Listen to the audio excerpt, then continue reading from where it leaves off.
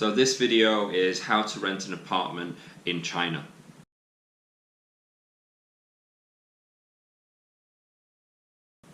So you've gone to an area that you like, you found an apartment that you want to rent. What do you do next? The next stage is to make sure that you have someone with you that's proficient in Chinese, that they can speak Chinese and they can read and write Chinese, as you're going to have to start negotiating over the contract.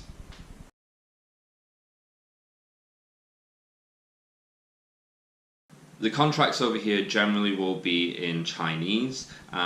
Try and get a contract that is part Chinese, part English. You can find some of these online, or maybe you can get them drawn up. Sometimes the landlord will have one, and maybe you can even ask your company and they might be able to help you out with that.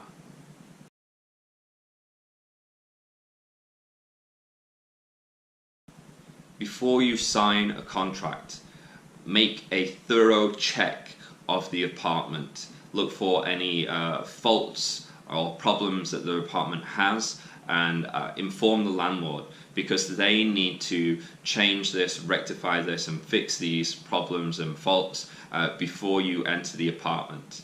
If you go into the apartment without all of these things being fixed, then it's going to make it a lot more difficult for you to get this done promptly.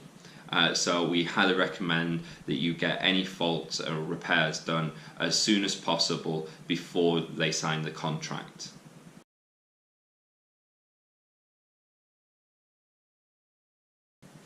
Next, go over the inventory of the apartment with the landlord. Make a note of all the things that are in the apartment and what sort of quality and standard they are in at the moment. If you don't like a bed, or you think there's too much clutter in the apartment, you can ask the landlord to remove that, and that's fine. If you have some equipment or some furniture that's not up to scratch, not to your standard, then you can actually ask them to replace that. If your apartment doesn't have certain things that you require, you can actually ask the landlord to provide them. I've heard of places that don't have refrigerators or microwaves, for example. This can all be negotiated with the landlord.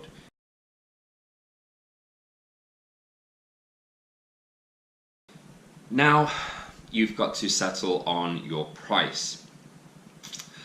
It's very much a process of negotiation at this point, and you've got to take into a lot of factors. You are probably going to pay more, for example, if you're close to a metro station, but you'll probably pay less if you have an apartment that doesn't have an elevator and it's a walk-up. It really does depend. In Shenzhen, we like to go by a general rule that if you have an apartment and it's got one bedroom, you can work out how much it should cost roughly by the square meters. So for example, 1 square meter would be 1,000 RMB. So a 45 square meter 1-bedroom apartment would be 4,500 as a general rule. Now obviously this fluctuates depending on how modern it is, but I think it's a general good rule of thumb to understand, if you're being overcharged.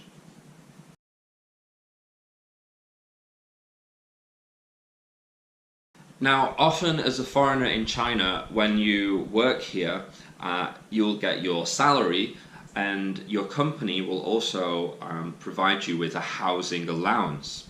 Now, they keep these two things separate because a housing allowance is actually tax deductible. Now, what that means for you is before you rent your apartment, you need to talk with the landlord and make sure that you can get a tax receipt.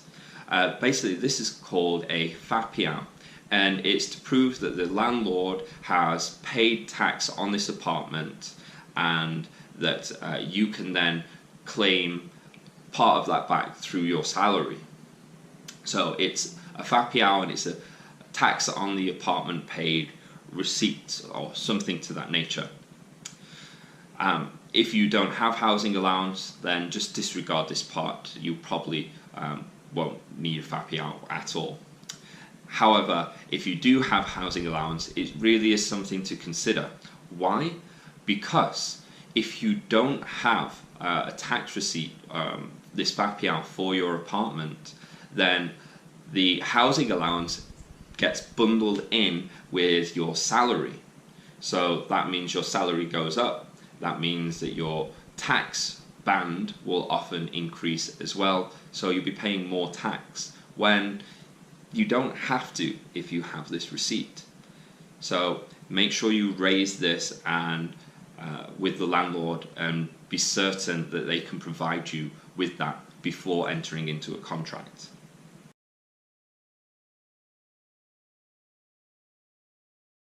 So let's do a quick review of the 4 things that you need when you are negotiating and renting an apartment in China. So first, you want to check over the apartment to make sure it's in a good standard. 2, you need to go over the inventory and what's included in the apartment, and again make sure that that's up to a good standard. And 3, you want to set the price and make sure that you're getting a fair deal for what you're going to be renting. And 4, if you have a housing allowance, that you're able to get a FAPIAO tax receipt from the landlord.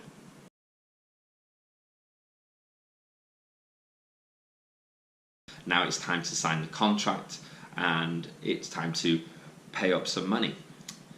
So before we talk about what you have to pay up front, let's talk about how you have to pay.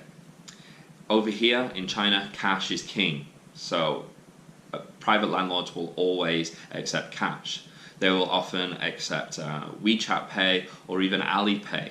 However, they don't often accept credit cards or checks at all.